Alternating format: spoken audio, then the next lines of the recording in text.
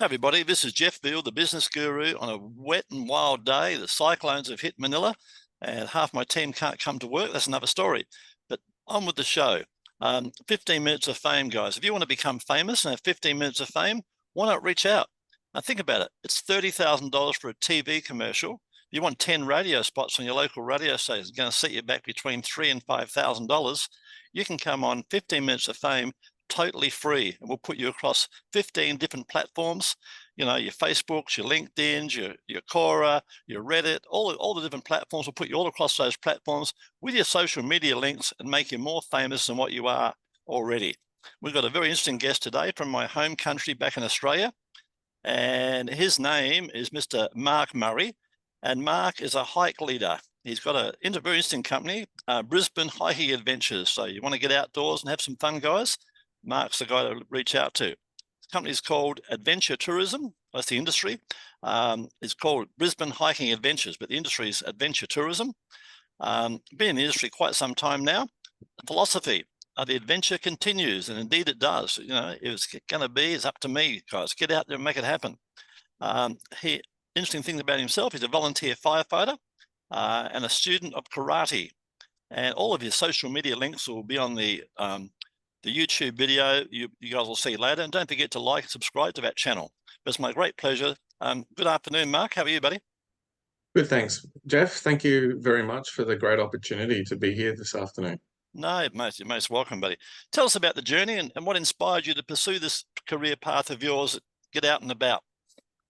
Yeah, so I've always been an adventurous person, even as a youngster. Grew up in far north Queensland, so, you know, beaches, climbing trees, run around the bush, that sort of thing. And I've been leading hiking groups since 2019. Yep. And Brisbane Hiking Adventures come about in the wake of a divorce. So I went through a divorce period, and this led me to your ex-wife told you to take a hike? You could say that, yeah, definitely. You could definitely say that.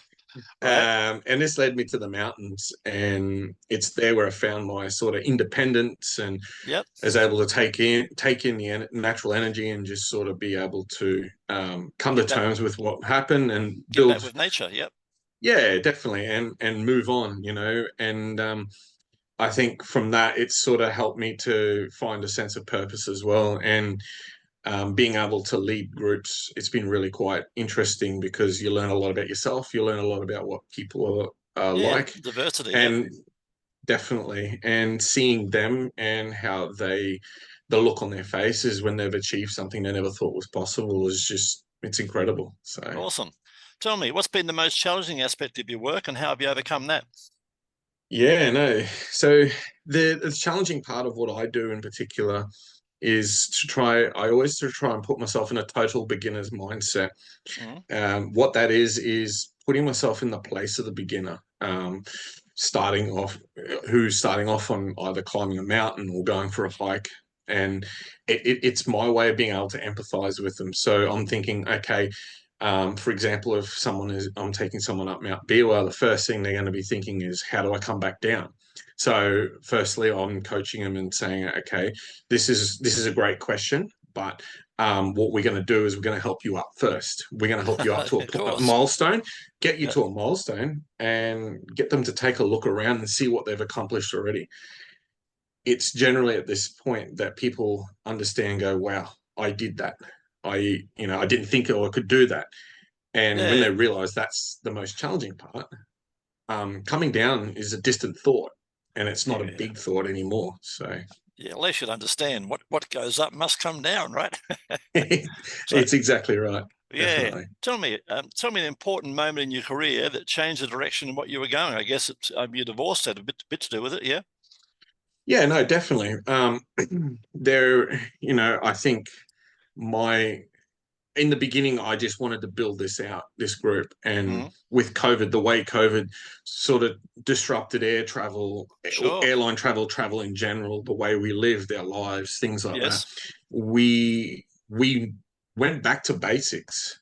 And for me, I built the group in 2019, and within 6 months, I had 1,000 followers, just like that. Awesome. 2020 showed that people wanted to get back outside. And when it was safe to do so, and when we were able to, group hikes were just filling up, and there are a lot of people wanting to get in touch with people who are doing it regularly because they wanted to find that something they'd missed.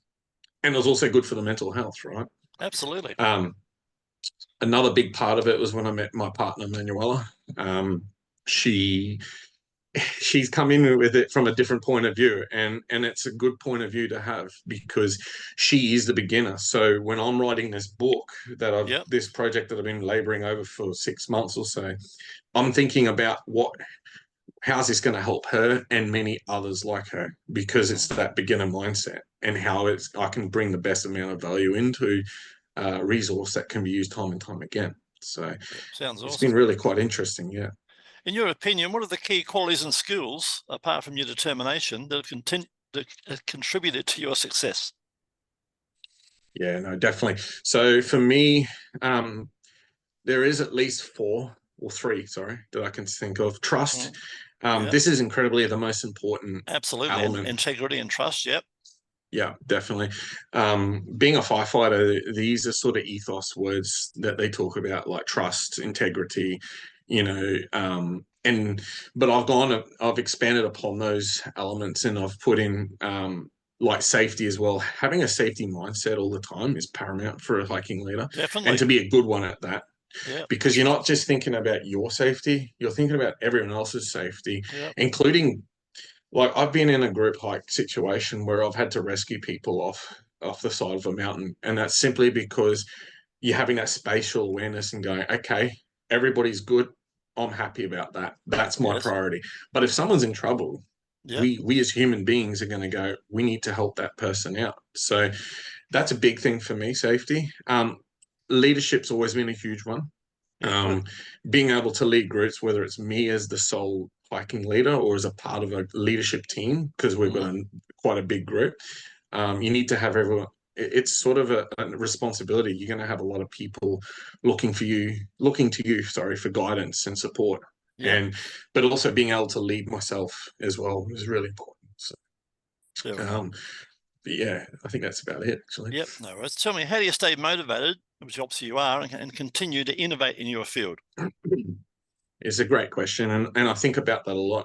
A lot of businesses innovating in many different elements in different areas. Just look at Uber with the ride sharing, right? Yeah. For me, upskilling is incredibly important. Because I am a firefighter, I have that authority because of the safety mindset, because of the skills that we learn on the fire ground, we can transfer in every element of our life. But for me, I'm sort of looking into how can I help people hike or climb a mountain, more so climb a mountain that haven't got the ability to do so yet. And I've been thinking, something along the lines of, I know sunglass company like Ray-Ban have got like meta glasses, and sort of the idea of taking that and just punching live and doing a live stream hike just so that people can see what we're doing in certain things, but it's just mainly upskilling and being ahead of that curve is the most important thing. Fantastic. Yeah, tell us a recent project or achievement, Marc, that you're particularly proud of. Yeah, this is a good question. I'm currently in the final stages of writing my first book. It's called Hiking Basics, a comprehensive guide for beginners. This book has been quite a monumentous task. It's challenge, definitely. It's taken a lot of energy and a lot of work, but I'm really thankful to say it's nearly completed. It's a manual design basically to get new hikers thinking as to what would be needed for various types of hikes. So checklists for various different ones. So like a overnight hiking checklist would be different to a day one, for example. A lot less weight and a lot less water, etc. And other forms as well. So we're thinking, we're going to be going out on a hike. We could go overnight. We could go for a few hours. Who are we going to tell? Who's our next of kin? Who is our emergency contacts? Things like that. Who knows where you are, for example? Yeah, definitely. Where you might be. 100%. And the news, you see it every day. Hikers going missing or getting lost, things like that. So it is an important element. And the idea is to start getting hikers, beginner hikers, or even people that have hiked before but coming back and haven't done it for a while, to start thinking about their personal safety Yeah. and what they would like to get out of these hikes as well. I was just thinking of Hansel and Gretel, a loaf of bread, putting breadcrumbs. Yeah, no, it's kind of like that, you know. That's all good until the bird comes along and eats all the crumbs. You look back with no crumbs there. No, definitely for sure. But Yeah.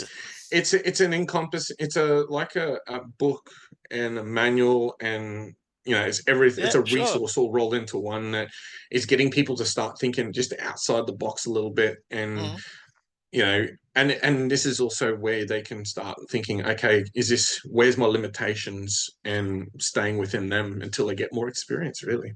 Yes, fair enough.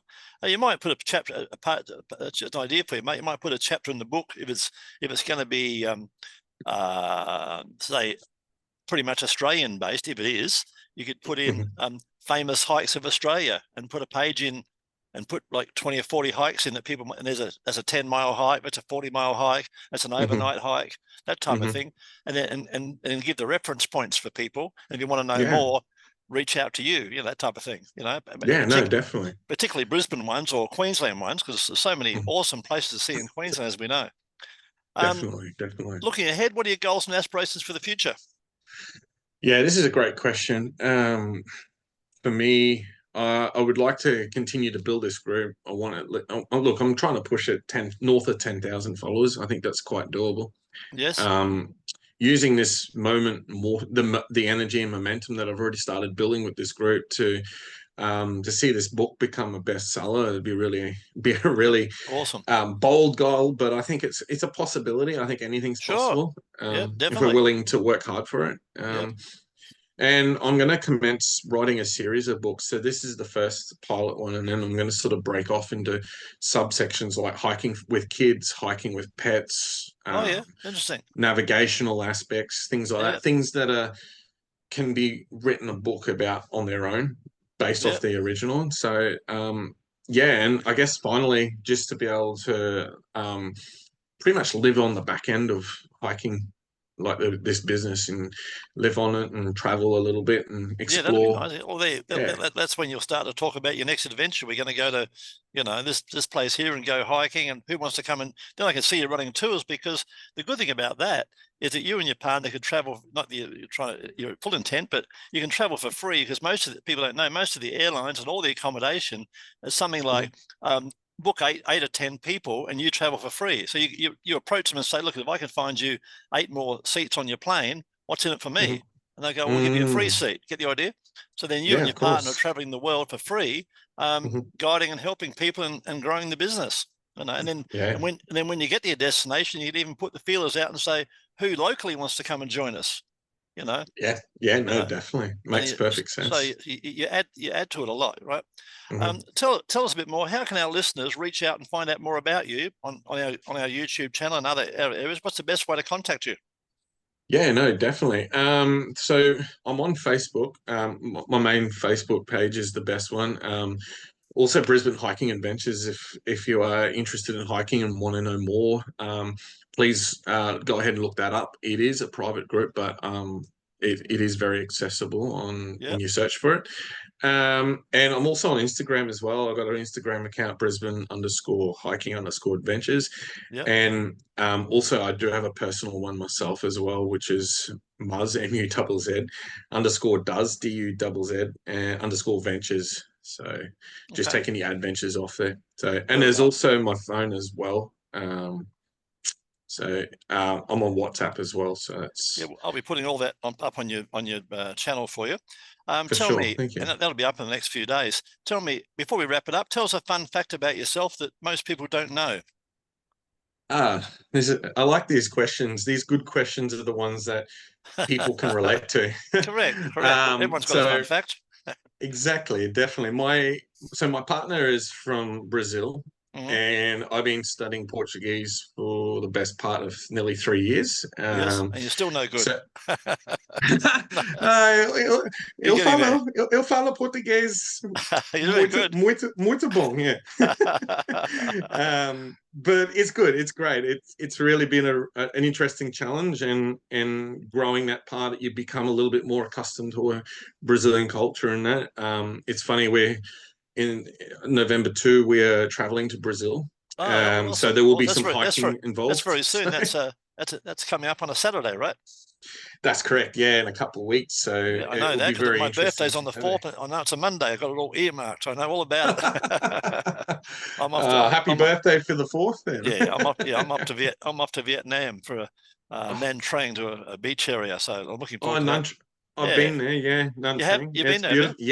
Yeah, Vietnam's a beautiful area of the world, and Cambodia as well. So yeah, but the interesting thing is, it's so, not that I care that much, but it's so darn cheap, and you got the coastline, you got the quality accommodation for like 40 to 50 bucks a night. You got good food. What's not to like, you know?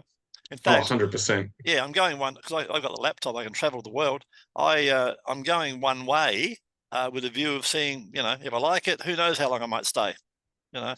Yeah. So yeah, definitely that sort of it's that kind of lifestyle that's the most love it. The reason why a lot of people get into it. Yeah, it is. It is, and you're alive, and you're educating, and you're learning, and I've always said you meet interesting people every day of your life, and it's fun. It's just an adventure, one after another. Absolutely. You know. Whereas most people, sadly, they die at 25 and they bury the body at 70. You know, that they don't do anything. Some people don't leave their suburb. You know, crazy. Yeah. I laugh. I went to a good restaurant, or basically it's like a supermarket. It's unbelievable. Japanese. It's a supermarket cum restaurant, and you go in there. They got fresh fish, fresh steaks, and all of this wonderful food. They cook it for you and bring it to your table, and then but you can also do your shopping while you're waiting. Right? It's a great concept. And it is. And I take a video and I say to people, "Oh, can you, as you know, guys, you can't get water in the Philippines. You can't get bread. Can you please send me food stamps?" And here I am taking pictures of tomahawk steaks and, you know, giant lobsters. You know? Oh wow! Yeah, it's awesome. Awesome. It is. And reasonably cheap too. There's not as cheap as it was. And I heard Australia's got big inflation at the moment, but it's happening in Asia too. I travel a lot, and everything is pretty much, I could say, across the board. You just got to work harder. Everything's up about 20 to 25%. I don't know why, but it just is. Yeah, definitely. I mean, places like Asia and Southeast Asia, the inflation probably would be more felt, I would think, just because of that, because it has been so cheap. The last time I was in Vietnam, I think was 2015. And yeah, it was very cheap back then. But yeah, you're right. Australia is just insanely expensive. I've heard that. All right, we're going to wrap this up now. So, guys, if anyone else wants to be on 15 Minutes of Fame, we've got about 9 spots left next week, and that's the end of the month. That's going to be the end of it. So if you want to reach out, now's the time to reach out. But thanks very much for being on the show today, Marc. It's been a pleasure. No worries. Thank you so much for having me there, Jeff. It's been wonderful. No